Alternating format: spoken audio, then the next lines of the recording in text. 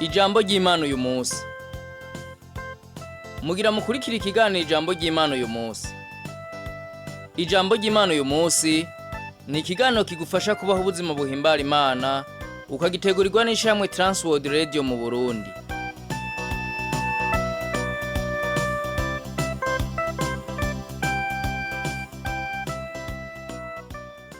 Ndakora mu kijenshi mugenzi mukuzana kino kiganiro ijambo ry'Imana uyu munsi. Kino kiganiro ugitegurirwa n'ishiramwe Transworld Radio i Burundi.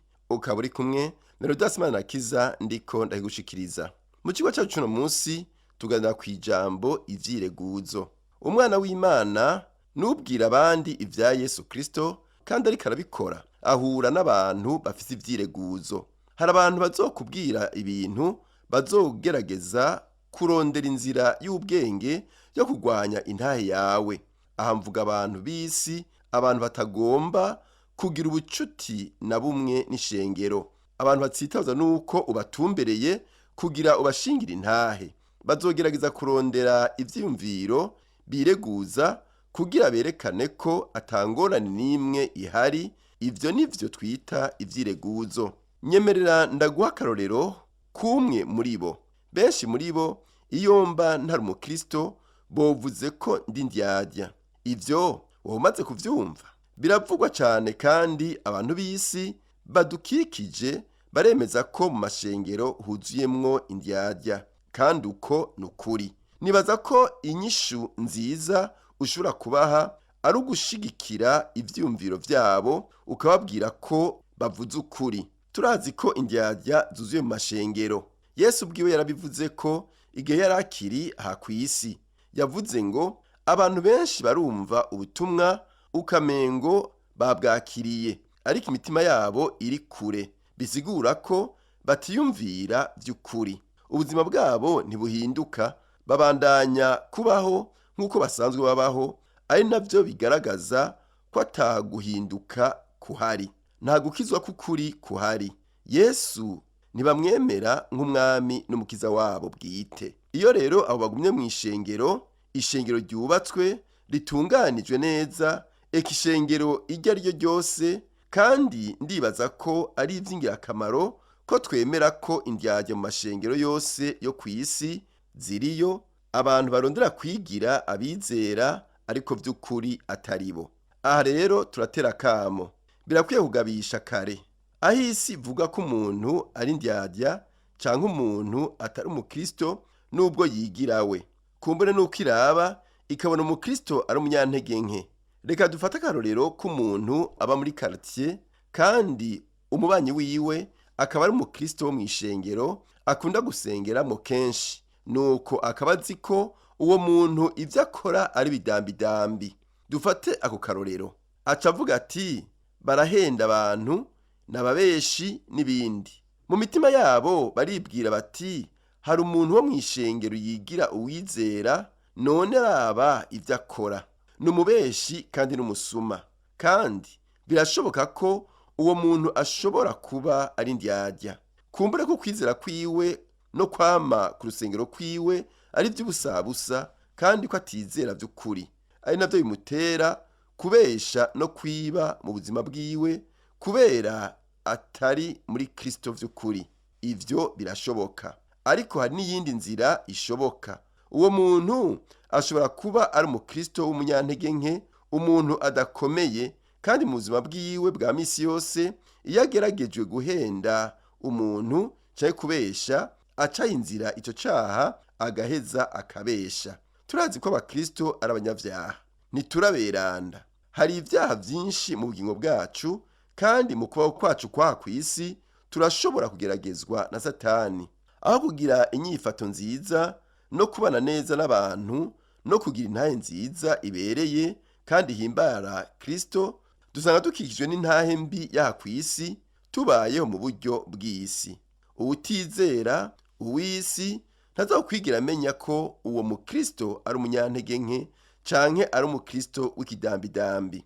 Mu buryo ubu canke ubundi azobona ko uwo muntu ari indyarya, aheza avuga ati sinipfuza kumera nkabo. Kandi muzobumva kenshi bavuga ngo sinshaka kumera nk'abantu binjira muri rurya rusengero. Bigira aberanda kandi bigira beza, ariko ndazi ubuzima bwabo kandi mu bugingo bwabo ntibazi uko bari. Bigira abakristo kandi atari bo. Nibaza ko intambwe ya mbere yerekeye kwiyuzuza. Ego turazi ko hariho indyarya nyinshi mw'ishengero, ariko ivyo ntibisigura ko utegerezwa kwifatanya nazo gukora ibibi, kutizera no kujana nabo muri gehinomu. Nubwo abantu bose boba bitaye mu manga, ntibisigura ko nawe uca witanayo nabo. Turazi ko hari abantu benshi mw'ishengero badakomeye mu kwizera, kandi benshi batizera na gato. Kumbure baza kugira bagamburukire abagore babo, canke kugira bagerageze kuronka ico bereka abuzukuru babo, canke ibindi bisa n'ivyo. Nababwira abantu bavuga ko umuntu wo mu muryango wabo aza gusa mu rusengero kugira ngo banezereze. Ca ndababwira ko ari ikintu ciza. Gerageza mubazane mukoresheje inzira zose. Namba ariyo mpamvu imwe ituma baza, bashimire ko baje kandi mubabwire ko muhimbawe ko baje. Iyo bariko barumva ijambo ry'Imana, Mpwemu Yera nihabari kandi barashobora gushikanwa ku gakiza. Nambuze umuntu aza mu rusengero nubwo yoba atabishaka, nomushimira cane ko aza akumviriza maze akaronka akaryo ko kumva ijambo ry'Imana. Arashobora kuzoteba agahinduka, ntukamuca intege. Ijambo ry'Imana rivuga ngo urinde ikirenge cawe iyo uja mu ngoro y'Imana, kuko kwegera ngo wumve kuruta gutanga ibimazi vy'ibipfu. Rero ko yegera, mureke umunsi urizina azohura na Yesu. Mu rundi ruhande, abantu bavuga ko inyuma ya vyose Imana igira umukino maze ikazoheza ikarangiza icunguye abantu bose. Ivyo nta siguro bifise. Imana irafise amabwirizwa kandi iratubwira ayo ariyo. Uhoraho ni Imana yera kandi igororotse, kandi izokwemera ko icaha cinjira ahera hayo. Reka dufate ko ufise inzu nziza uzoruhukiramwo umaze gukukuruka, ukaba wararushe cane mu kuyubaka, ukaba warayishashemwo imikaze myiza y'ikizungu, ukayisikura neza, ukayishirako imbaho nziza z'ibiti, kandi ukaba warakoze igikorwa c'iteka kuri iyo nzu uzobamwo ukukurutse. Nuko isa gukukuruka ngiyo irageze, ugataha hanyuma ugasanga abantu buzuye mu rugo iwawe, maze ukabonamwo umuntu yuzuye urushanga n'ububi bwinshi, akarahira ko ategerezwa kwinjira mu nzu yawe, akavuga ati ndeka ninjire mu nzu yawe, kandi nawe ukaba uzi kwica ashaka ari ukumena ibiyo by'amadirisha, kuvunagura imbaho zawe, nawe ugaheza ukamwankira utoya oya ntiwinjira. Iyi nzu sinayubatse nguze kuyisambura no kuyonona.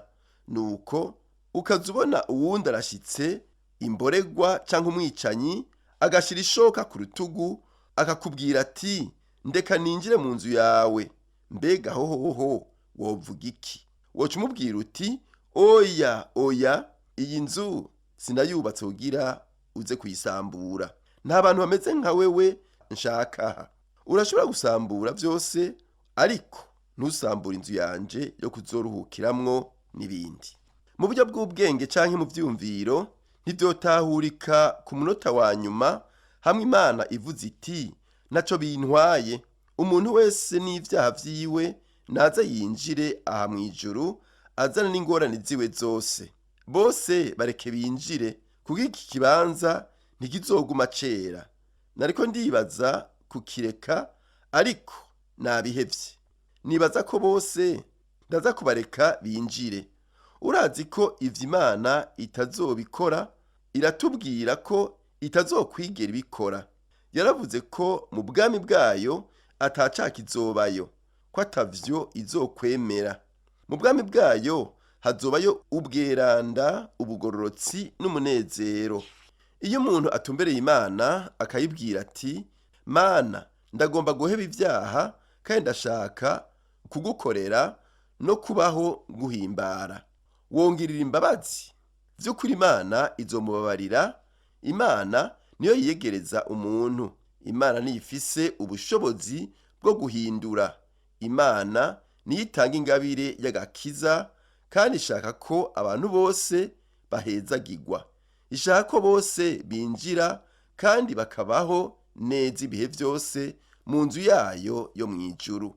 Igihambaye ni ugutahura ko hazobaho urubanza gehinomu, ko hariho kandi umugwanizi, kandi ko abantu bategerezwa guhitamwo, kandi ko isi itemera Kristo, ko yo yamaze guheza uguhitamo kwayo. Imana iragororotse, Imana irera, izokwamizaho ubugombe bwayo bwera kandi bugororotse, kandi hazoba urubanza, hazoba gehinomu. Uwo si umukino, ni ntasubigwamwo, ko abantu bose bakeneye Yesu Kristo kugira bazorokoke. Uwudafise Yesu Kristo ntagira ivyizigiro. Uwutagira Yesu nta gakiza aronka, nta bugingo budashira bwo mu ijuru afise, ariko azokwaba mu muriro udahera, aho kuzobana na Yesu mu ijuru ibihe bidashira. Iyo rero abantu batanguye kuvuga ngo mbega Imana nambara urukundo ntizorokora abantu bose ku munota wa nyuma, oya namba, Imana ntizorokora abantu bose ku munota wa nyuma. Imana ntikina, ivyo ivuga ni ukuri. Nico gituma intumbero yayo ikomeye cyane. Nico gituma bikwiye ko ubibwira abagenzi bawe. Amahigo bafise namwe ni Yesu Kristo gusa. Nibatakira ayo mahigwe bazoba bateye ibitugu ingabire y'agakiza. Ariko haracariho ivyizigiro no gushika ku munota wa nyuma. Gushika ku munota wa nyuma hazoba hakiho ivyizigiro. Hari abantu bakijijwe ku munota wa nyuma. Ni igitangaza gihambaye cyane iyo kibaye. Ariko ntiwibaze ko abagenzi bawe bose, inshuti canke uwundi muntu uwo ari we wese azoronka ayo mahigwe agira apfe. Navyo tuzi. Rimwe na rimwe ugukomantaza umutima kwabo kuzobatera kugarariza no kwanka burundu ivy'Imana.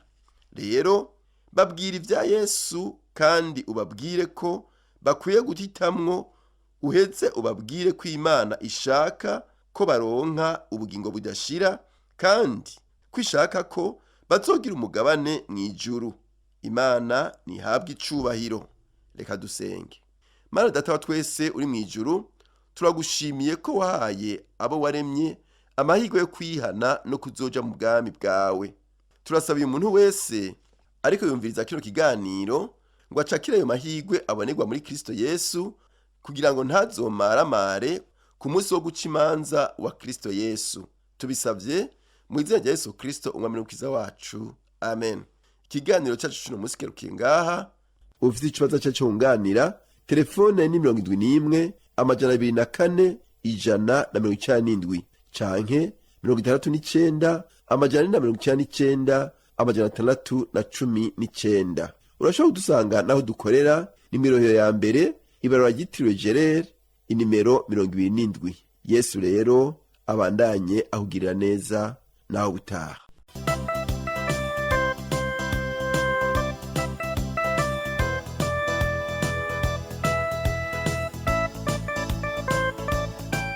Uhejeje gukurikira ikiganiro ijambo ry'Imana uyu munsi. Ufise ico ubaza canke ico wunganira, twandikire kuri email twereburundi@gmail.com. Urashobora kandi kutwandikira kuri Facebook Burundi. Nimero ya Whatsapp na 257 69 499 619. Urashobora kutwandikira ikete ugasanduku k'amakete 1140 i Bujumbura. Telefone yo mu biro ni 22 24 26 57.